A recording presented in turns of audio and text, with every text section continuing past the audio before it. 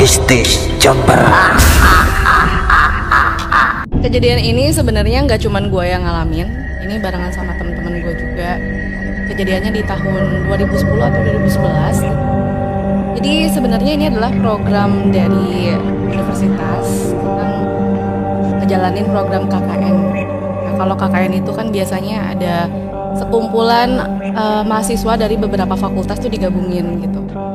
Nah kebetulan KKN kita tuh dapetnya di daerah namanya Louis Goong, itu di Garut, Jawa Barat.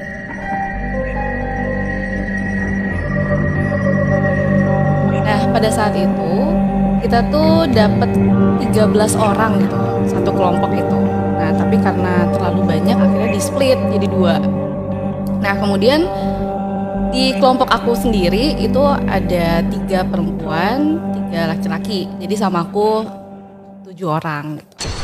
Nah, karena itu kita beda-beda fakultas, jadi mau nggak mau pas kita lagi jalan ke sana, ke Desa Louis Goong tuh kita kan kayak mau ice breaking ya, sambil ngobrol, kayak pengen kenal-kenal gitu.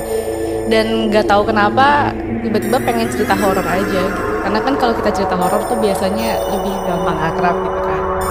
Nah, ada tuh teman-teman aku yang laki-laki itu, mereka bercanda, nggak tahu dia dapat dari mana. Pokoknya dia bilang kayak, tahu nggak kalau misalnya nih ada rumah itu di dalam satu ruangan, di dalam rumah itu ada kursi yang kursi itu menghadap ke pojokan tembok gitu.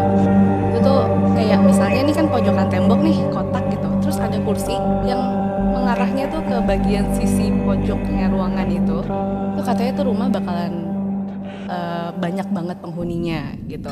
Itu kita bercandaan aja kayak apaan sih, nggak apa hubungannya gitu kan. Pokoknya itu aneh banget. Terus sampailah singkat cerita kita sampai di rumah yang dimana nanti kita bakalan tempatin gitu. Dan kebetulan itu rumah dari Pak RT atau kepala desanya gitu. Nah pas kita masuk kan biasa disambut gitu kan. Pas disambut kita udah nyiapin 2 kamar. Ini kamar untuk perempuan, kamar untuk laki-laki. Dan posisi ruangannya itu langsung ruang tengah. Terus di situ ada kamar mandi, kamar perempuan, dan kamar laki-laki. Nah, kamar laki-laki ini agak lorong gitu, agak lorong. Pokoknya konsepnya langsung nih anak-anak yang perempuan naruh tas kan di tempat kamar perempuan, dan yang laki-laki tiba-tiba mereka gerumunan aja tuh di depan kamar kayak lo aja lo enggak mau gitu kan, kayak nggak mau masuk nih. Terus udah kita kan cuek-cuek aja, yang cewek masukin barang, tiba-tiba pas kita lagi ngerapiin barang si cowok ini ada yang teriak astagfirullahaladzim gitu kan. Terus kita keluar, kenapa gitu, dan mereka masih aja di depan kamar gitu, nggak mau masuk si laki-laki ini. Temenku ada yang perempuan yang kayaknya dia ya keislamannya agak kuat gitu. Dia bilang kayak coba ada apa sih gitu. Pas dia lihat di dalamnya tuh ada kursi yang menghadap ke pojokan ruangan. Maksudnya kita kan tadi bercanda kayak gitu kan. Terus ya udah akhirnya gak deh, gue nggak mau masuk gitu. Nah temanku yang perempuan ini akhirnya masuk, terus balikin kursinya. Udah ini nggak apa-apa, ini cuma kebetulan aja gitu. Tapi gue baru denger juga ya mbak, kalau rumah ada kursi ngadep itu katanya banyak penghuninya. Jadi katanya mau dibalikin kayak apapun itu kursi akan menghadap lagi. Jadi kayak kamu pernah dengar nggak sih kayak ada kaca yang tipe-tipe rumah yang ada kacanya, kaca kuno gitu kan, suka tiba-tiba menyimpan apa gitu. Nah itu tuh mitos aja gitu. Ya aku juga nggak tahu, kita kan awalnya tuh bercandaan kan.